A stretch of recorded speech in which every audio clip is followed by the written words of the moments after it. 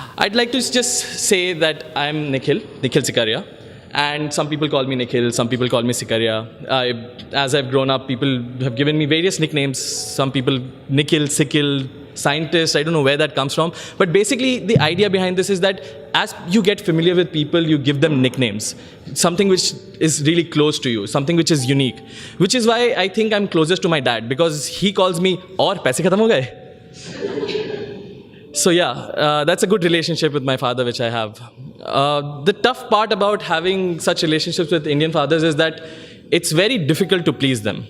There's no right way to please Indian fathers, which is why I probably decided that the best way to do that would be to go on stage and embarrass myself. And I remember the first time when I went up on stage, I was really nervous. And the advice which was given to me that time was, just go up on stage and imagine the audience naked. No, sir, I'm not doing it right now. Stop doing it. Don't worry. But it seemed like a good, decent advice at that time. I mean, it makes you feel calm. It makes you feel less vulnerable because the audience is vulnerable.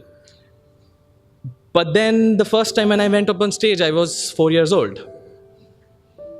And the person giving me that advice was my music teacher.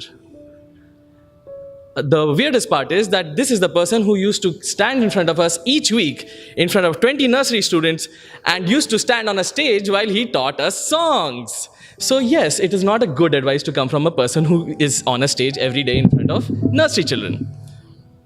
I never saw my music teacher the same way ever again. In fact, I never saw anyone in that audience the same way ever again. Yeah, that was the good part. The audience enjoyed that.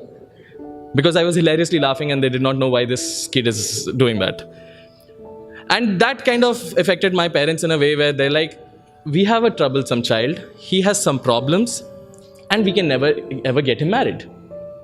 So my friends took the mantle upon themselves. And they're like, koi baat nahi yaar, hum tere ko date pe set karenge. And so I decided to write a poem about the one time when my friend decided, and when I let him decide to set me up on a blind date. So here it goes. The poem's name is A Date with a Tessiographer. Sarah slowly peeled her... No, sorry, this is the wrong tab. Sorry. Not this one. Yeah. So date with a tessiographer. So for the uninitiated, tessiographers are people who use either wine or tea or coffee to tell your future. So, have a great time, Danny said as he dropped me on a blind date. He set me upon, even after my plea that I want to remain lonely and single all my life. I mean, what harm could it come if I died without a wife? But he wanted to prove that he was a real friend and did not want to see me walk to a bitter end of having experienced my whole life without love. So he set me on the date, which I just mentioned above. I walked into the coffee house where I was to wait for a girl who Danny thought could be my soulmate.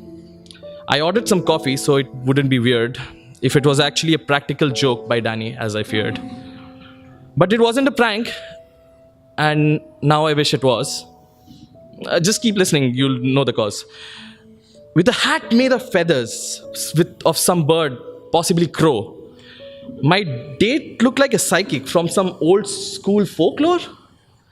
Black were her nails and black was her dress. Black was her hair that was in a complete mess. She walked straight to me without having to wait. How did she know who I was? It was a blind date. She looked at me and smiled, but didn't say a word. For quite a while, only my coffee sips were heard. I soon finished my coffee and slowly put the cup down. She quickly took the utensil and looked inside with a frown. You don't have to worry, I said. I can order some more. But it wasn't the lack of coffee that was making her sore. She tilted the cup a little, then twirled it around, and then all of a sudden made an exasperated sound. It won't work between us, she said. I can already see. It's written all clear in your now finished cup of coffee. And just as suddenly, she got up and left, leaving me in a shock and awkwardly bereft. Red-faced and embarrassed, I left as people stared, with looks of pity for which I was completely unprepared. It's safe to assume that I drink coffee no more, and Danny that night was black-eyed and sored.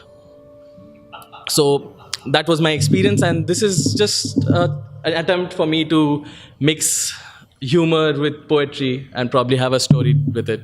So that was all from my side.